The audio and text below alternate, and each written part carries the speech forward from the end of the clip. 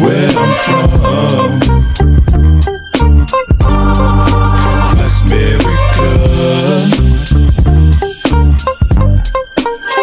where I'm from.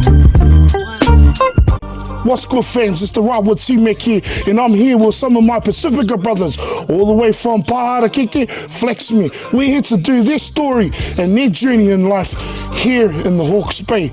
Brothers, introduce yourselves to our viewers. Te whānau, my name is Emiliano Pamito. I'm Tongan Part Raru. Talo Falava, Malolele. I'm James Cristiano, and I'm half Samoan, half Tongan, and I grew up in Flaxmere. Fams, this is our brothers' stories growing up here. Cheer, brothers. Thank you for coming on to the Outwood Tmac podcast. Thank you, fellas, for letting Tmac reach out to you, brothers, to talk to you, fellas, on your fellas' journey in life. From the stages of when we grew up in Flaxmere, knowing one another and circling the best highlights of our lives. Circling those highlights where, man, we had a lot of dreams, a lot of aspirations, and man, where we are today. Brothers, Brother Mili, I want to ask you a topic about your life growing up here in Flaxmere and what that was like, brother. Te whānau, I guess for me, growing up in Flaxmere was it was a little challenging. You know, when we came to Flaxmere, we were kind of like I only knew myself as the only Tongan in my school. And it's quite hard when you're the only culture amongst, other cultures. It was hard to fit in, eh? So coming straight from Rarotonga and then to Auckland for a little bit and then to Flaxmere, my language was a little bit fresh, eh? So everything I said always had a couple of kids at the back of it mimicking what I was saying, and but it also hardened me up. I grew up and met my cousin, and we kind of grew up together, and that kind of made me feel a lot more knowing you got someone to look up to or to have your back kind of thing, eh? So things did get better, but it was a challenging ride from a young age. But that's pretty much what I got for that, my brother. Yeah, nice. Brother James, what was it like for you growing up in Flaxmere in those days, brother? In our younger days? How was your journey shaped for you in Flaxmere? So growing up in Flaxmere, we stayed down Ramsey Creers, and we all come from a big family. Like there was 7 of us. So I had an older brother and my older sister, and then there was me. That sort of like before we became 7. Growing up, it wasn't too bad, but just touching on what Kazi was saying, being the only islanders around in the neighbourhood, because there's more like predominantly Māori. Yes. Yeah, we heard the go back to your island type of thing, but that never really fazed us. Yeah. And just like what Kazi said, it just made us adapt. Yeah. But as time went on and we got a bit older, like we started playing together, like our neighbourhood back then, back in the 90s, was like everybody used their imagination, bro. Yeah, hard. You know what I mean? Hard, bro. They used the imagination. So like we were told, we kids now are so like this and for their devices, we were getting told to get out and go and do stuff. So back in those days, hey brothers, we used to go and do heaps of things. We like play rugby, basketball. I know the basketball was big on the Ave. I know we had marbles, all that in the bar, cards. A lot of us even liked to go tagging back in the day, hey brothers. I used to like doing them, brothers, hey. It was a bit of fun for me. It was cool. And then me and Kazi, we were like, we became real good and real tight. And because we used to go around play basketball, we thought we were the best ballers in Flaxmere, like from like Manny Corner down Tarvik all the way to Rapers Park. Hard. We're like the youngest guys, because back then, I think, that was like the 2000s, and when And 1 came out. Yeah, 100. And then like me and Kazi were just hard out into that kind of stuff. And I think the whole neighborhood was like that too, but everybody that was hanging around us if they didn't know how to play basketball, they were wanting to play basketball. Eh? That was the cool thing about growing up. And we even had our cousins and Tongans that we just called cousins because of being Polynesian. We just all adapted and we just became family. Yeah, that's just how we were brought up. yeah, hard. Yeah. But yeah, it's playing ball. Like this fella was good at basketball, but like any 2-on-2, me and Cuzzy would go at anybody. Like we always got smacked from Cuzzy Reese and all that. Like they used to come here to be. Shout out to Cuzzy Reese, to the brother Reese. Shout out to the brother. We were always keen to, to give it a go, no matter how tall, we weren't that tall, but we had good hands, good hands and good feet. I guess at the end of the day, it was all just staying active and fun outside. Yeah, 100.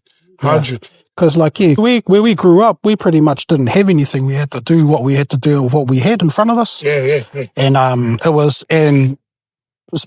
part of that growing up and going through that, bro, I give much props to Rangi Naira. Yep. He's the one that kept us off the streets and kept us set on sport. Yeah. He pretty much took us away from the neighborhood. Well, we used to train at Kimura all the time. And then he'll come in his vans, bro. They used to, pick us up. Like it was deregistered and all that. So every time a cop will come past, we're hiding in the back. No, close the curtains. Yeah, I don't think it had seats in. No, seats were all cracked up, bro. It was just how all the islanders all stacked up in those massive vans, bro. Just imagine that with all these young kids in the back, bro. All just going to a destination, bro, just to train in that. But he kept us away from what Flaxmere's darker side was, to say that. Because back then, everybody was banging the flag, one flag, and then we had the pad down the Ave, down the Ave. That was probably the only one down the Ave. That was the only one down there, so they built the other one down Auckland. That was the only one, and the other one obviously in Camberley at the time. But so that sort of steered us away from that, and weed was big then too, all the way there. But so I feel like we grew up in an era where life was simple, man. Life was simple. We just had to make it work in what we had around us. So What about you, my brother Minnie? From your days growing up, from your ages of, I'll say, 12 to 16, brother, what was that like? 12 to 16. Well, those were some challenging ages, So I grew up in the church. Yes. I grew up in a Mormon church and shout out to our family. Mormon faith. Yep. Love and respect. Sundays I used to go to church, and a couple of days here I used to go do my church programs, and then the other days I used to go kick it with all my Māori whānau. And with my cousin in there, because me and my cousin, we were quite close, nearly all our friends, we were Māori. Yeah. We were the only islanders. But we also learnt a lot as well. We seen some real struggles, we were struggling in the way that our life was surrounded, and then we would go over to some of our friends' houses and you would see a lot more struggle, and it kind of made you a lot more humble and grateful for what you do have, and it made me love my friends even more. Because I think that I go through a hard day when I see my friends, and then they got their head up, and so it makes you a bit grateful about what you have, but also it taught me as well to love my friends as well. And no judging, you love them for who they are, and so those days were a little bit challenging. A lot of gang, that's when the gang starting to jump into gangs, and I was a little bit no ears back then when I started going into gangs and stuff. Well, obviously I was brought up in the church, so no drinking and smoking. So, the discipline was quite was an islander discipline. And you can kind of imagine what an islander discipline is. All right, brother. Those days kind of shaped out our personality as well. And also taught us a lot of hard loving. But that was pretty much my teenage days. How about yourself, brother James? what was your 12 to 16 days like growing up in Flaxmere? Man, I'll tell you this crazy story, mate. I remember when we were all in our last year of primary, year 8, I remember going away to Auckland, and then I come back, and you remember Canes down in Kilkee? I come back, and like we never smoke or drink, and I came back, and all the boys were like drinking, smoking. I was like, fuck, everybody's like smoking and drinking. Oh, like, fuck, I'm not, like it was so new. And I said, holy shit. And then the one person that got me like cracked up was this guy, because he was like trying to smoke. And like you could see when people get head rushes and all that kind of jazz. And but yeah, it just changed, man. It just changed. But yeah, anyway, growing up, for me, 12, 16, I sort of was into sport. I was into sport, and I was actually doing all right. You know, rugby. Rugby, did the Ross Shield thing. Yes, and then, you know, went to high school, carried that on, and then I sort of transitioned over to basketball, because rugby in our time was, you didn't travel as much, and that's why I played basketball, because we travelled more than what we did with rugby. Yeah, so I'd done that, and I just try to stay focused as much as I can, but every time I went back to the hood, I always kicked it with the cuzzy and the boys. So it was almost like, you know, 1 foot in, 1 foot out sort of thing. 1 foot in, 1 foot out, and then everybody became like, you know, joining the gangs and all that. We even started trying to make our own gang up, you know, the West Siders and stuff like that. From then, I think we still stayed intact to a certain point, I think till 16, and I think that's when we all went our own ways, Like, everybody started leaving around that time. And, so I think that's where I was mentioning before, where we started shaping out our personality. And I was actually happy for the Kazi, because, you know, the Kazi saw it. He saw what was happening, and he did a smart move. He, you know, a lot of the times he would separate himself from what was going on, because a lot of the time what was going on is we were just smoking, drinking, you know, for the hell of it. For absolutely for absolutely no reason. Sometimes you smoke to get a hit, or you drink to have a good time. Sometimes we were just drinking because it was a second one, it was just for absolutely no reason. But it also shaped who we are, and going through these things kind of like made us learn from where we are now, and what we don't want kids to go through. Brothers, I'll topic to you both on a subject coming out of your 16-year-old stage to your 20 stage. What was that like, brothers? What were those moments like for you? Man, there's a lot of experimenting. To put it in one word, also experimenting, man. Like the parties, the drinking, the girls, you know, there's let's just say a lot of experimenting, and like, man, I guess we're getting older, so we sort of, you know, because time was never on our side, so we always needed to figure out what was the next step. So because I went back second year. I went back second year, bro, because I knew you can get paid. So if your parents earn so much a year, you could go on the benefit and get like $180, I think it was, if you went back to high school, but you only could get it if you turn 18. Well, I didn't even know about that. That's probably one smart thing I ever did. I knew about the same. I don't think most people did. That's crazy, bro, because I think it was when we went to, how did I find out? I think it was Miss Coyle's office, and then there was somebody there signing us up. And she was like, are you guys getting any kind of like subsidy in some way? I'm like, hey, what kind of subsidy? She goes, before I move any further, are you 18? I'm like, no, I turned 18 in October. And she was like, well, you know, you could get $180 as soon as you turn 18. I was like, I'll probably need to come and do second year so I can get a whole another time. I'm like, you know, $180. Yeah, so but from 16 to 20, it was, you know, I got more into the basketball. You know, was hard out.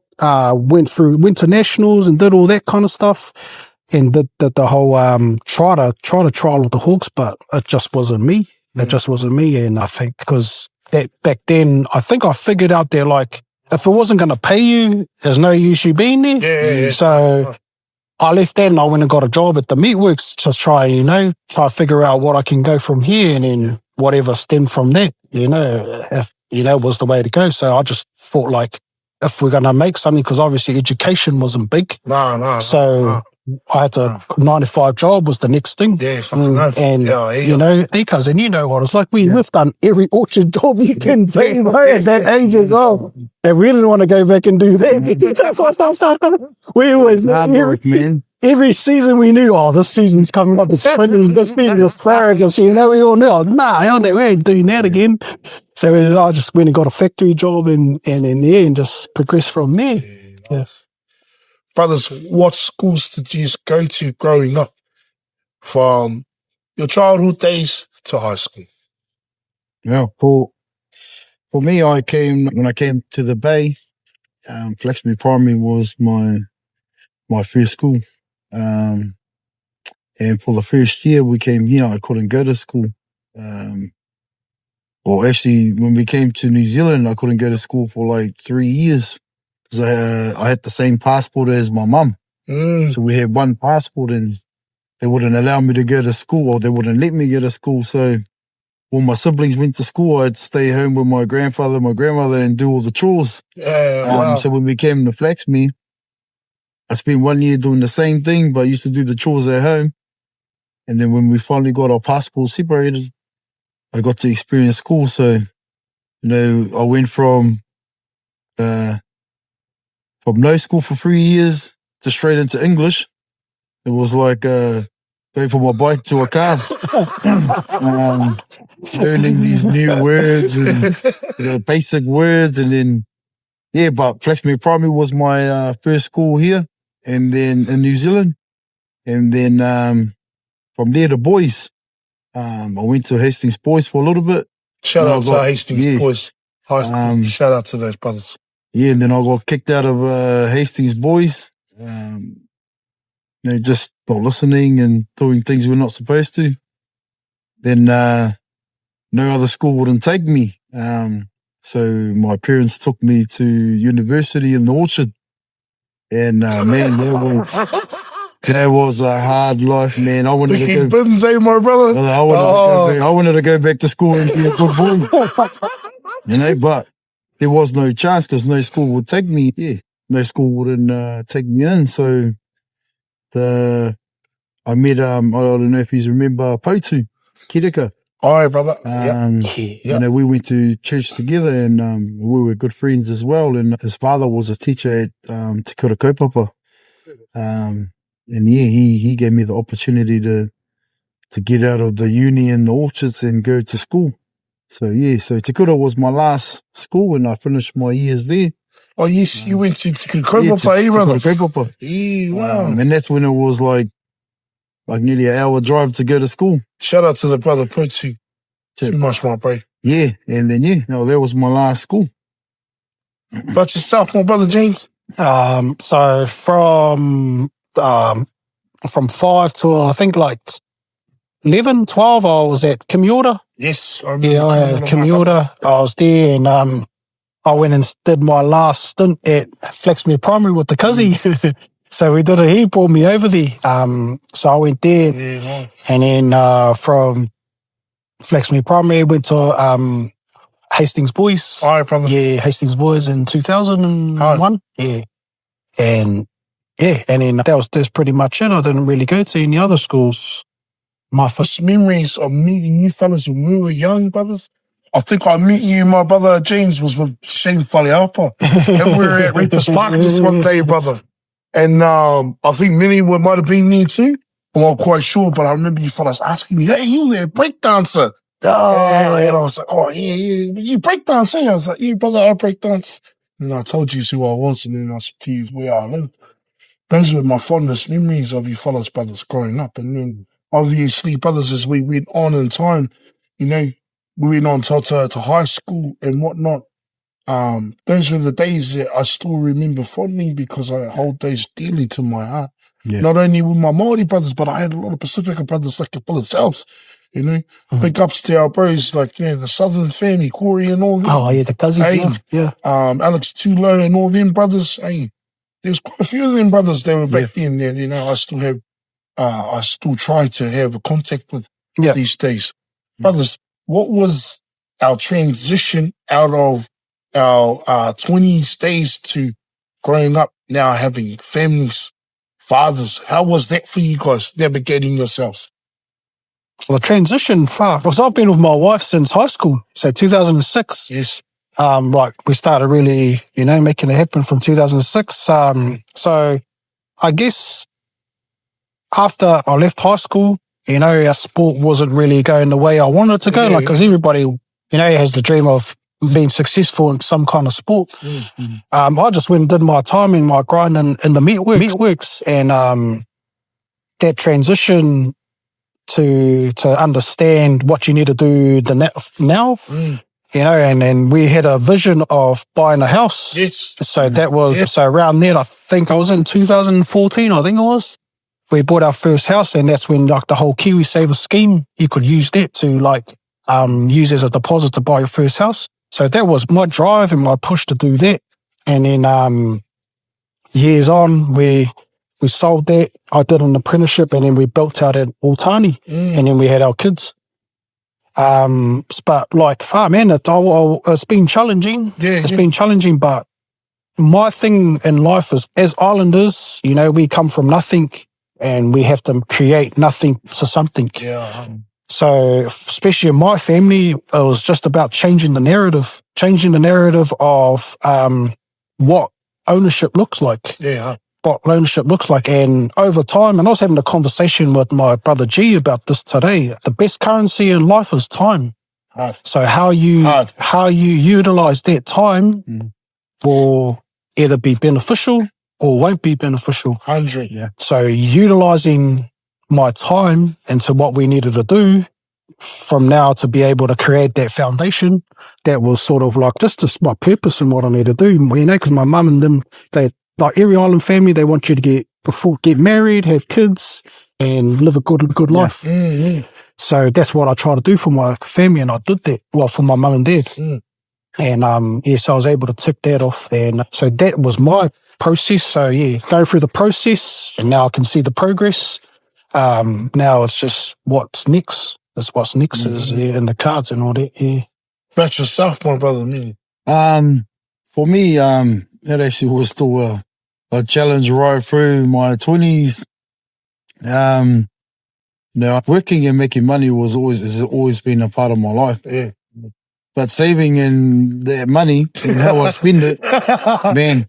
You're like me, my brother. I've always been blowing against the I've always been a struggle, man. Hey, right. You know, and it went all down the smoke. God. It only started coming right when I met my wife, and then, you know, when someone else is telling you what to do now, and now you kind of got no options, you kind of just go with her decision, and luckily I did that, because or else I would have been still over there splashing money out of nowhere and acting like I'm a rich guy, and really I'm not a rich guy.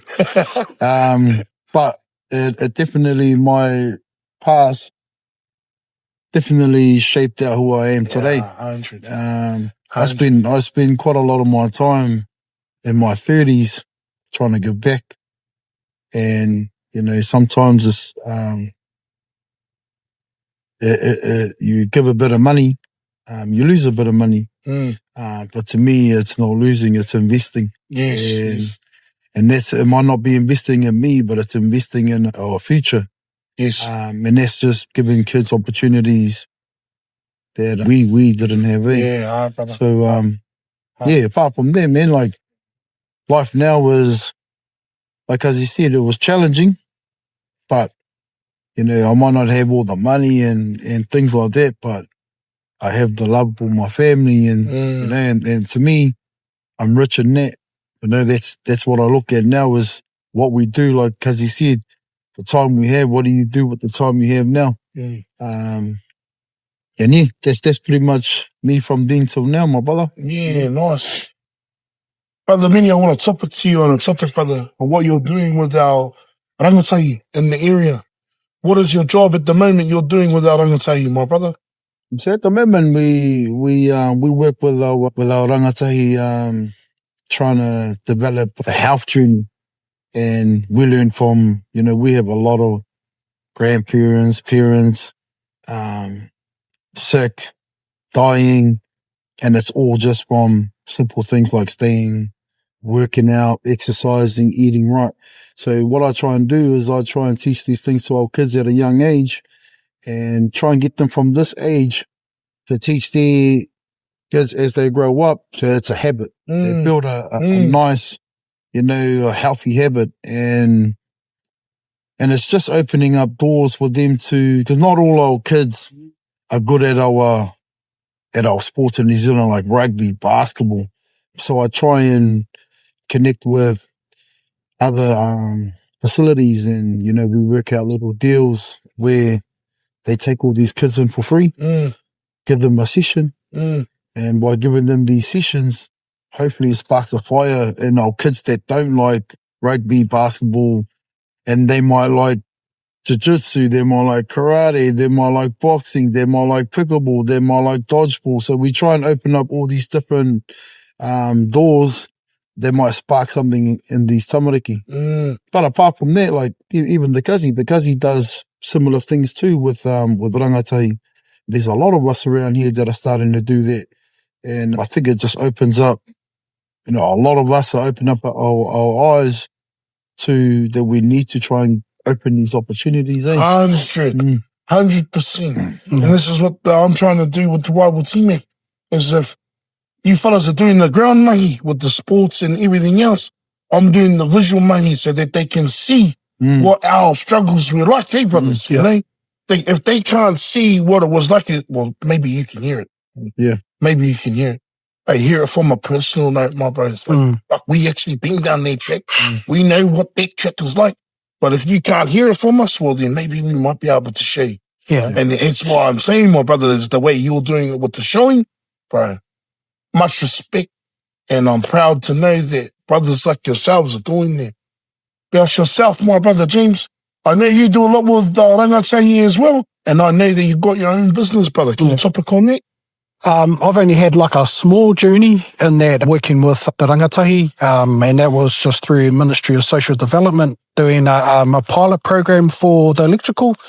So the vision was to get more Pacific into the trades. And my reason being is just because it was my own journey. Yes. In my own journey, I went through, like, I was talking before about when I transitioned back into the whole study thing, and man, it was challenging. It was challenging. Yeah, wow. Like my exams. So my exams, I did like 13 exams to get my qualification, and to get it over the line. And so when I'd done that, I sort of had an idea. I was like, man, I'm never going to let anybody go through what I went through. So I had to figure out a way of how can I create something where that can open an avenue for the next generation to come through and don't have to go through that hardship I did. 100. So with that, I had an idea of just a little program on the basic knowledge of electrical. Because when you think about it, all of us Pacific and Māoris, we are kinesthetic learners, we learn with our hands. We can only do that. So in my mind, okay, then why don't we teach the practical to the rangatahi? Why? Because when they do jump into the theory, they sort of have some kind of understanding from the practical to the theory. 100. And so, in result to that, my apprentice now, he's one of the top students in his class for his pre-trade at ECHO. And he said if he hadn't done the work and the program that he'd come through that we created, he wouldn't have stayed. 2, he wouldn't have had no understanding. And 3, he wouldn't have been where he is now. And so that was just a major up, like a tick in the box for why we were doing this. And so, so I'm just so I sort of like put that on hold because I called my program CEO, stands for Conquer Every Opportunity. Wow. Yeah, so I just put that on the back burner for now because I have to focus on my business and grow that while he's the only apprentice that wanted a job. And so I kept him getting to where he is now. I couldn't have done it with the group of people I had, like Tyson Davis or Tyler. Yeah, they helped out heaps. The Verco Construction, which is, I remember Blaine and Cullen Vernon, the twins. Yeah, they had a plan. Twins. The bro Geordie Hessler, Geordie's Plumbing. Sorry if I said his name wrong, last name wrong, but Geordie. And the bro Dills from Echo, Dylan Prasad from Echo. So that was the team. I wouldn't have been able to get that actual program over the line without those guys. Yeah, nice. Yeah. Fuck, that's wicked to hear, my brothers, that you are doing so well in these journeys with our people, and especially with, I guess, our youth. Because, brothers, we didn't have that growing up in Flaxmere, bro. Hey, so all you viewers out there that are going to watch this, especially here in the Hawke's Bay, we didn't have none of that. We may have had, shout out to him, Keith, he did his best in the hood when he could. Shout out to Atomic Centre. Those who tried to do their good, because we used to go to Atomic Centre, if you went there playing Spaceys, you were on the dance floor, you were rapping. We only had little bits of growing up in Flax, brother. I commend you both, because I've commended so many other brothers that are doing things that are our age, back home here. Yeah. And this is the reason why the Rival Tmac wanted to bring the podcast home, to create stories for our people, our younger generation. But we've been down that track. If you can't see it, bro, come and listen to it. Yeah, definitely. Come and listen to it. Definitely. Brothers, I want to topic to you fellas on a topic about humble, brother. This was something I want to topic to you about because it was something that the Tmac learned from my Pacific Island brothers, especially when we went away with sports or we knew one another in the streets of Flaxmere. I'll say this personally, I learned this word from you guys. Meeting you brothers in the streets of Flaxmere made me think, I just wanted to be like you guys. Because in the stages of growing up, Tmac, he loved basketball shoes, loved dickies, he loved looking pretty suave. But, sometimes I couldn't afford to do that. But this word humble was a word that I wanted to topic to you fellas about. And what does that word mean to you and why? I guess it's got to do a lot with our faith, bro. Faith, if I'm being honest. And because, when you grow up and you go to a place of prayer, it's only you. Obviously, you got the other members around, but it's you and the Lord. And there's times where you'll be challenged in life. And we've been challenged because we know what it's like to have no power. We know what it's like to have no food. We know what it's like to have no money, but our parents always told us, I will just pray, keep the faith, and it's probably a gift and a curse if I'm being honest, because being humble, like, for example, your power needs to get paid now, and you're like, it's all good, don't worry about it, we'll just fix it later, because that transition from when you grow up. That's why I say it could be a curse, but as a gift, I feel like it's when you're dealing with certain things where it could erupt, you got to have your best, you got to be in that mindset where you find some kind of common ground with things. And I guess it's got to do with how we grew up, whether we've gone through that abuse or whatever, hidings, we used to get hidings and all that kind of stuff, and I sort of feel that was like the piece of the puzzle that sort of like molded into that humble. If that makes sense.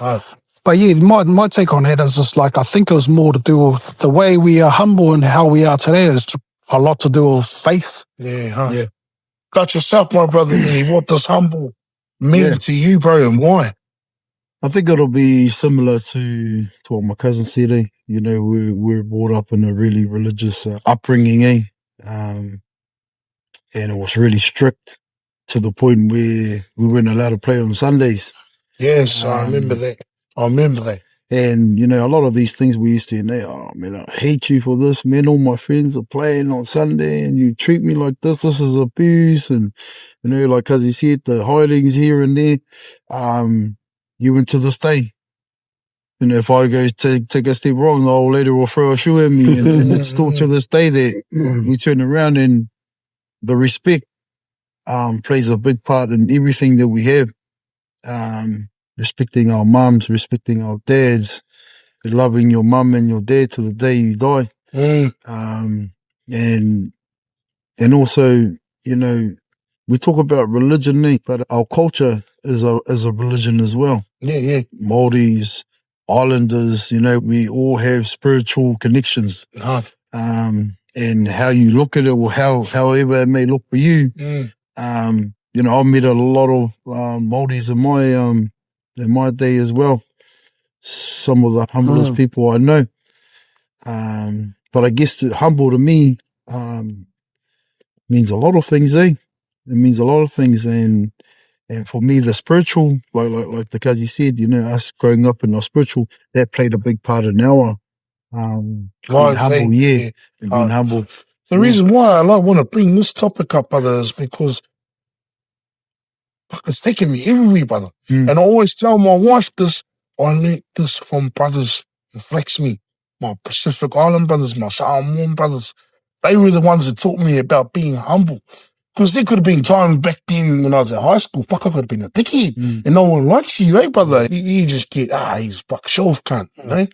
And that's when I sort of learned in those days was being humble, being respectful, and being respectful to everybody, brother? Yeah. Whether, you know, they were on the blue side or whether they were on the red side, just be humble with yourself, brother, and, you know, get over it. I'd like to say thank you very much for teaching me about what humble was about.